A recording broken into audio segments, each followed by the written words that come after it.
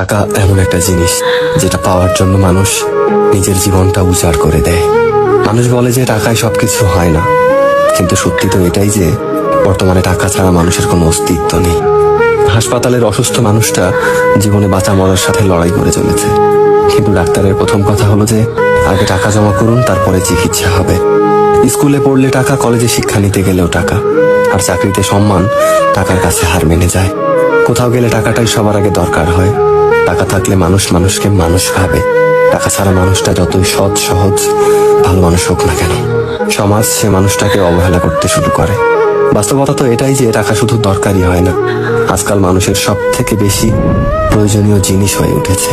টাকা আছে সেই ঠিক, সেই সব থেকে সম্মানী ব্যক্তি এবং সম্মানের যোগ্য।